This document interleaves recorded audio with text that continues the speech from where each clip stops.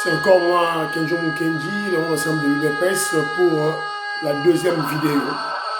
J'ai déjà lancé la première vidéo dans laquelle j'ai essayé d'expliquer, finalement j'ai donné plusieurs informations, notamment le dossier de Godem Poi, le dossier au niveau de l'UDPS, David Moukeba Zongi. Il avait suivi Deo Bizimou, il était UDPS Mubondo, il est retourné, retour au Bercail, en tout cas, bravo David Moukeba. Moi, Patricia Luamba aux âges, maman Inège, la Fondation Matos de Jorine, maman Gisèle Choa, Noko, Raf Mangemba, maman Juliette Mangemba, Tati Moukaji, Betty Toumba, Tati Moukaji Alice Kapinga, donc, Sepeli Makasi, David Moukeba, Azongi. Voilà. Merci beaucoup.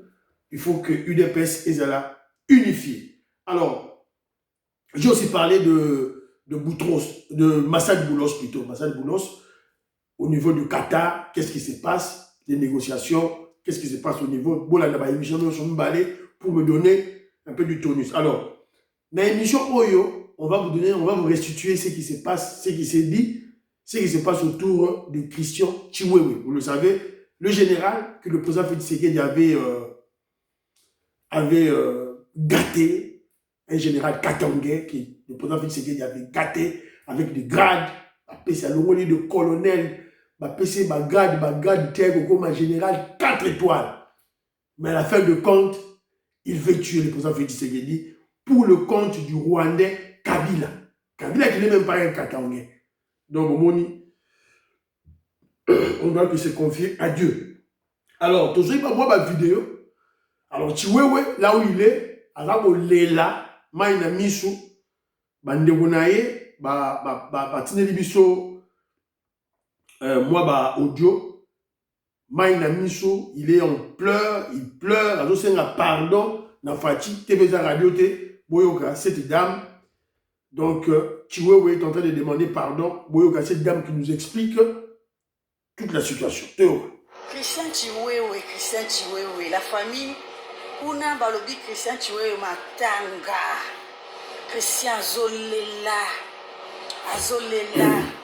Alobi bolimbisa ye, ba Congolais bolimbisa nga Kabila mamonti. Kabila kosingai. Alobi beton limbisa nga nazaka ka mwana oza papa. Christian, okosilisa ngo. Vous allez apprendre à aimer votre patrie. Osilisa ngo yaya. Mutawolimbisa mutu azatin. La famille Christian Chiwewe a commis kolela. Il semble que Kabila a cosillé. Avant les gars, de croire que Kabila a cosillé. Fachi limbisanga. Facha limbisa. Et pas limbisa on ni Christian Chiwewe. Yo muto yemba ki obina ki dance muto ashia ba pete. Muto ashia ba étoile. Le lieu commis Kabila kosa ki yo. Bandi ko boyo ka makambo ezali ba révélation monsieur Kouei. Kagame a kosonaki kokufa erabelaki. Donc les plans étaient comment? Plan ezalaki que babenda temps parce que bayebaki signature le ben akosaka dino lokola badede bongo ndenge nini yaya ozwi lokoso motelie yo. Donc bango bayebaki kaka que bakobare mokonzi ya mboka avant signature ya baccord. Bozomona plan ebeti poto edenji na nde makambo kikopi mabe.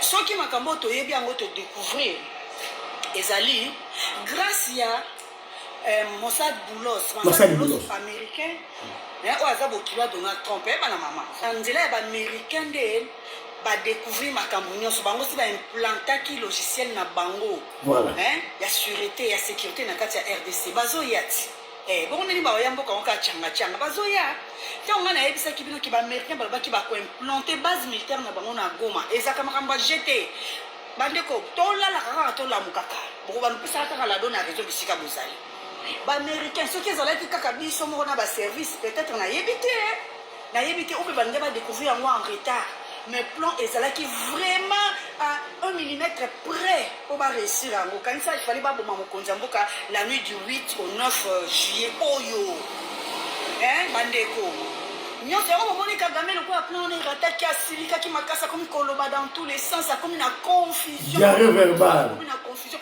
akomi kofinga akomi koswanisa faci akomi kofinga kokritike ndenge wana c'était ça bandeko na nga donc motu na bango batiaki bayebaki ke kosimba baosoltie faci tiwe bakangi ville ti tonga tomona suka raisi hier kasi chance eloko pambe ezala mbula na mbula kaka bongo nyo ozala kaka na chance na mboka bato kaka bakangela ko mboka mobali moko akozwa pouvoir azala te babombela o pouvoir ti mikolo yo okitaka na avion ya turo mpenza obeti nchadi ya turo mpenza obeti nchadi mpenza oyo bana kitambo balobaka asifibela bana kasavu balobaka obeti onyati bote voilà to suki wana na suki wana bomoni esika Kenjomu Kenji très content naza ko sepela makasi. Vous avez vu cette dame qui parle, une patriote, elle est très jolie, kitoko, sexy. Donc avant, les Congolais, surtout les dames, ne s'occupaient pas de la politique. Maintenant, c'est tous les Congolais, tout élément pour Namboka. Je suis tout aux Namboka. Elle est peinard, elle vit sa vie, elle est à Paris, Azaki Toko, tout et tout. Elle est mariée, elle là-bas à Naye, elle a son travail. Donc voilà, avant vivre mieux, et sans regarder le pays. Mais, ça ne sera pas une très bonne chose de perdre Moka, de perdre nos terres. C'est la raison pour laquelle Kenjomu Kenji interpelle. Tout nous sommes dans la chaîne à Kenjomu Kenji. Tout compte dans la UDPS. Tout ça, la révolution. Maintenant, une révolution, ça serait mieux, bénéfique, tout ça dans une structure. Donc, dans ces pays de là, une maman, une dame, très jolie, bon, on est sexy, politique. Il y a un surtout télémi, ennemi, les sorciers du Congo vont fuir. Bravo cette dame. Boyoki, Chiwewe, Azolela, Miyoyo. Kabila va bomber la basa la coup d'état. Elle va bomber la pouvoir roya. Et dit qu'à peine a fait ça. Babomi, Mzé Laurent Désiré Kabila. À Kangi frontière. Allez, Kabila, il va bomber le pouvoir à pouvoir. Il va ça la sous. Voilà. Donc, aussi maté. Alors, on va vous rappeler un peu Christian Thierry. Il y a une vidéo à Zoloba. Christian Thierry à Zoloba n'a pas trahir deux batoutés. Je ne peux pas trahir Dieu et je ne peux pas trahir Fachi Béton. Parce que Boyo a dit sous ma vidéo Bima. Lui-même a abandonné au tato. Bon, comprendre ma maman auditorie à Loba, maman auditorie à Loba. Boangabi Dingijilou, Lusanzu Doukou. Pouvoir Oyo, Tosaka. Tosaka Yango. Ce qu'on trahir Yango, ce qu'on trahir ce régime, on trahir ce pouvoir, on trahir la RDC. On trahit la RDC à travers le pouvoir de Félix Tshisekedi. Vous serez livré en spectacle. Alors, écoutons. On a tenu pour trahir.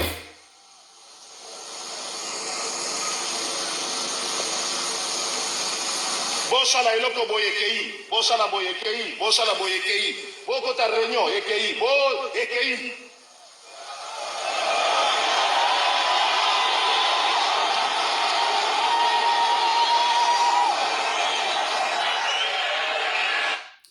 Boko ta boyekei, boche réunion, bosali réunion, bosu ba décision Kagame azui, bosali ba décision Kabila azui. Boso ka yemo comme ta banoko tinda. Nzambe na ngai.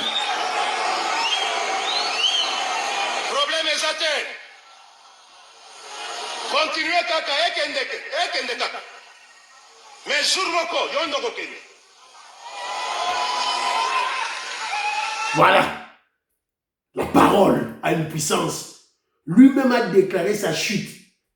Ekende kaka yotinda kaka ba message pas à Kagame. Surtout ba réunion de sécurité avec le président Félix Tshisekedi. Yotinda kaka Kagame. Jour reza ba kokanga yo. Yango bakangi ete. Trop de traîtres à tous les niveaux. Loyauté zéro. Même à Tamasolo ya Pamba ekei. planifier mon EKI. Mais entre-temps, on a dit tenir à FRDC. Entre-temps, je suis loyal. 4 étoiles. Et puis, Nassou a prêté serment. Il n'y a pas de problème. Les seuls juges, les Anzala. Voilà. Boyo Kibinomo. Lui-même avait dénoncé sa trahison, sa traîtrise. Beaucoup de gens ont dit que nous sommes équipés par Kagame. Beaucoup de gens ont dit pour la sécurité, pour la stratégie, la tactique, pour la tout. Kabila a vu, Katumbi a vu, ennemi a vu. Il y a des dénoncés. Et puis, à l'oubliement, la tenu. Il y a des traîtres partout, au sommet, partout. Et puis, on prêtait serment. Et puis, on a bossé de Kobaxi. Et puis, on a pasteur. On a pasteur général. 4 étoiles. Bandegonanga, on doit prier pour le pays. Il y a un moment Donald Trump, président des Sawa Tcholo Bawa. Il y a un moment Donald Trump. De signer un deal, nous tout. Donald Trump, pour les investisseurs américains, en termes de milliards. On doit prier. Prier, continuer à prier constamment pour le pays. Avant de nous américain Donald Trump, Ayebi et Kouké, Ayebi ba complot sur le plan pratique, sur le plan moto, sur le plan spirituel, Oyo, ba nekonaye basala contre ce pays-là. Azo le bango pambate. Maman Denise Nyakeo, la présidente, première dame, en avait parlé à ça le bango na audio et bima, on l'a traité de tous les mots. Maman Denise Nyakeo à l'Obakiamo. Boyoka, c'est ce qu'elle disait. Mais c'est que mon cousin et Bissama, qui réunion mon conseil de sécurité, ils étaient à 8. Il sait qui était là. Non, pas 8, j'étais, je pense, à une dizaine. Alors, lui, à comprendre le lendemain, je preuve que ma solongue est de l'autre côté. Maintenant, dis-moi, qui peut être vraiment insensé, Abimsara, ma solo, et Delika, Bouyamboka, ok, mon but à solo, c'est quoi ton but? C'est quoi? Donc c'est ça, notre vie, on est, en fait, je pense que mon connaît pas ça, il sait même plus à qui faire confiance. Il sait plus. Mais je crois que le chef là où il est, il va faire confiance à qui ce soit, il va faire confiance à lui-même. Mais comment veux-tu travailler seul? Il ne faut pas oublier une chose. Non. Félix, il est plus politique que militaire. Ouais. Ça, il ne faut pas l'oublier. Il y a Ayaki Makuba en tant que politicien, mais il comptait sur l'armée. Parce que l'indication, il a dit, on a poto, il a un poto. Donc, ce qu'on a pour l'école. Aujourd'hui, on n'a pas d'individualité. Mais cette mentalité-là est entrée dans notre pays, ça fait quelques années. Et comment que non, on travaille pour les individus, à tel point que ceux qui ont lié, mettent en entreprise, au côté, nommé au DG,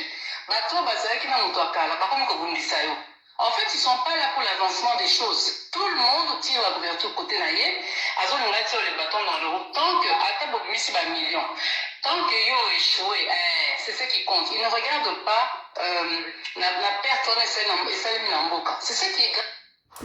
Voilà. Il connaît tout le monde.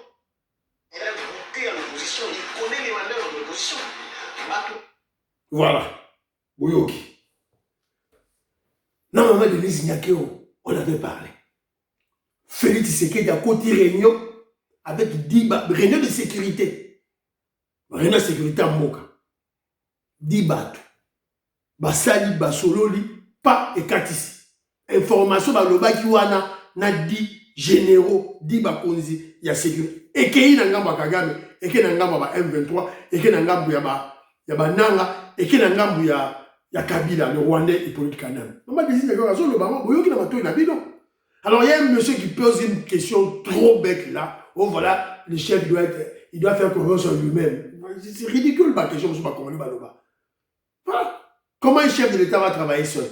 Comment il va travailler seul? Voilà. C'est ça, mais ça, mawa. Mais ngai loko na koyeb ça, ngai pe loko conseil na kopé ça, na Fachi Béton, ils ont dit que dans ces prises de décision, na kati armée, il faut ailler que dans la quatre armée, il y a des militaires tribalistes. Il y a des militaires qui le détestent, qui détestent Félix Tshisekedi, qui le détestent parce que c'est un Moulouba. C'est-à-dire que Baolingate, Moulouba a gagné si sa guerre à Est. Baolingate, ces militaires-là sont là. Ils sont prêts parce qu'ils détestent les Balouba, ils détestent les Kassaïens, ils sont prêts de prendre l'argent de nos ennemis pour battre un plan, pour battre un tout. C'est-à-dire que quand le président Félix Tshisekedi a toute sa stratégie opérationnelle, dans le terrain, pour conquérir Bukavu, Goma, Bunagana, il doit tenir compte de cet élément. Toujours dans l'armée, ok, dans l'armée, les militaires, il n'y a pas de tribus dans l'armée. Mais ça, c'est abstrait, ça, c'est théorique. Pratiquement, il y en a. Pratiquement, il y a des généraux katangais. Il y en a. Il y en a. Ils ont bénéficié, ils ont bénéficié du pouvoir, de l'opulence, de l'argent de l'époque du Rwandais Kabila. Voilà, c'est une réalité. Et ils le combattent. Ils combattent Félix Tshisekedi pour Azamoulouba. Alors, si le président Félix Tshisekedi, quand il fait ses réunions, il fait ses stratégies, il ne prend pas en compte cet élément, cette dimension-là, de la haine tribale. Donc, il est aussi mbatté. Voilà. Donc, c'est un peu ça. Tu vois, Azarolela, tout ça, la boni, tout et tout là. Et là, on te resserre dans la bino, ça d'abord, pour intégrer UDPS. Toyi Kampiko, c'est un combat, et ça dit Tumba. Et surtout, prier. Gaston Fouandia, Jean-Pierre Poulabo, Fiston Lendo, Christian Kanye. Prions, tout ça, mais la mini, tout et tout là. Alors, vous partagez l'émission, là, il y a 2 éléments, vous partagez. Bye, à la prochaine.